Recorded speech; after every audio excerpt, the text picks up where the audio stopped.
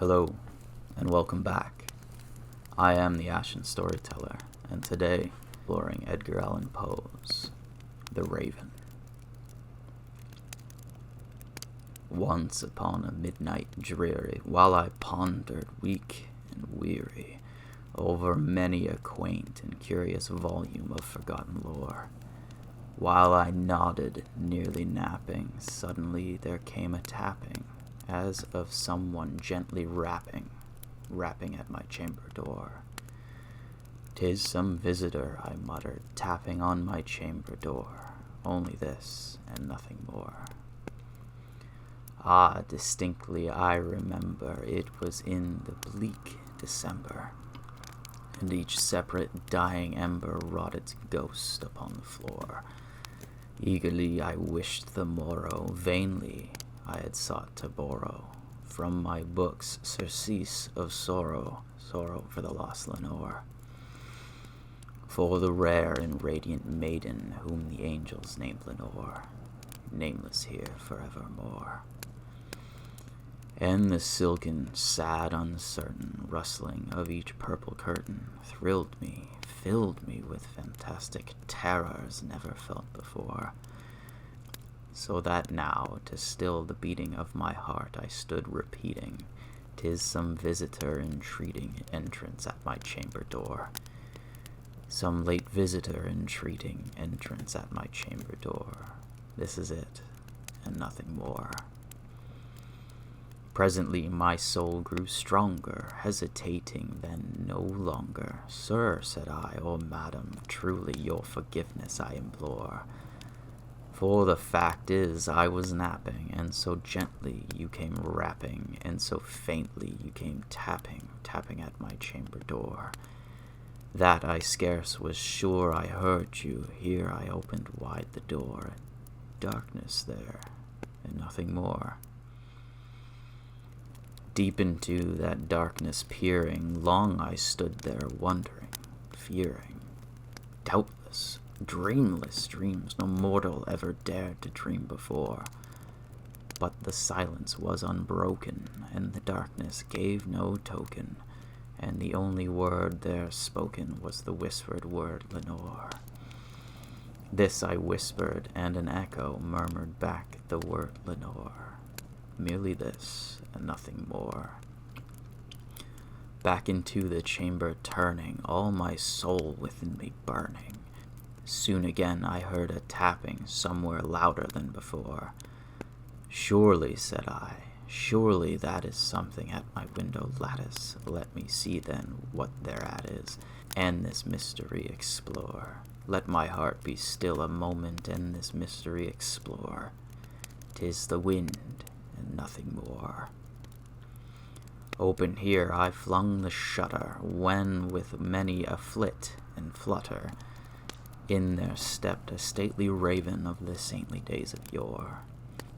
Not the least obeisance made he, not a minute stopped or stayed he, but with mine of lord or lady perched upon my chamber door, perched upon a bust of Pallas just above my chamber door, perched and sat, and nothing more. Then this ebony bird beguiling my sad fancy into smiling, by the grave and stern decorum of the countenance it wore. "Though thy crest be shorn and shaven, thou," I said, "art sure no craven, ghastly, grim, and ancient raven, wandering from the nightly shore. Tell me what thy lordly name is on the night's Plutonian shore."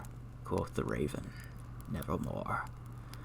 Much I marveled this ungainly fowl to hear discourse so plainly, though its answer little meaning, little relevancy bore. For we cannot help agreeing that no living human being ever yet was blessed with seeing bird upon his chamber door, bird or beast upon the sculpted bust above his chamber door, with such name as Nevermore. But the raven, sitting lonely on the placid bust, spoke only that one word, as if his soul in that one word he did outpour. Nothing further than he uttered, not a feather than he fluttered, till I scarcely more than muttered, other friends have flown before. On the morrow he will leave me, as my hopes have flown before. Then the bird said, nevermore.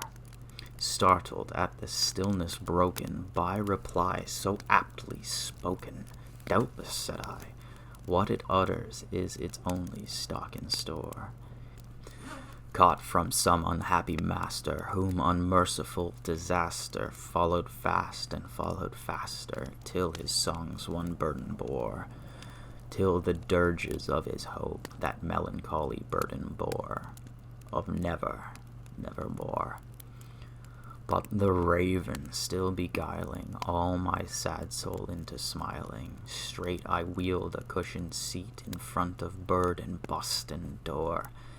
Then upon the velvet sinking, I betook myself to linking fancy unto fancy, thinking what this ominous bird of yore, what this grim, ungainly, ghastly, gaunt, and ominous bird of yore meant in croaking nevermore. This I sat in guessing, but no syllable expressing, to the fowl whose fiery eyes now burned into my bosom's core. This and more I sat divining, with my head at ease reclining on the cushion's velvet lining that the lamplight gloated o'er, but whose velvet violet lining with the lamplight gloating o'er she shall press, nevermore. Then methought the air grew denser, perfumed from some unseen censer, swung by seraphim whose footfalls tinkled on the tufted floor. Wretch, I cried, thy God hath sent thee, by these angels he hath sent thee, respite, respite and nepenthe from thy memories of Lenore. Quaff, oh quaff, this kind nepenthe, and forgot this lost Lenore, quoth the raven, nevermore. Prophet, said I, thing of evil, prophet still, if bird or devil, whether tempter sent, or whether tempest toss thee here ashore, desolate yet all undaunted, on his desert land enchanted, on his home by horror haunted, tell me truly, I implore, is there balm in Gilead? Tell me, I implore, quoth the raven, nevermore. Prophet, said I, thing of evil, prophet still, if bird or devil, by the heaven that bends above us, by that God we both adore, tell this soul with sorrow laden, if within the distant Aidenn it shall clasp a sainted maiden, whom the angels name Lenore, clasp a rare and radiant maiden, whom the angels name Lenore, quoth the raven, nevermore. Be that word our sign of parting, bird or fiend, I shrieked, upstarting, get thee back into the tempest and the night's Plutonian shore, leave no black plume as a token of that lie thy soul has spoken. Leave my loneliness unbroken, quit the bust above my door, take thy beak from out my heart, and take thy form from off my door, quoth the raven, nevermore.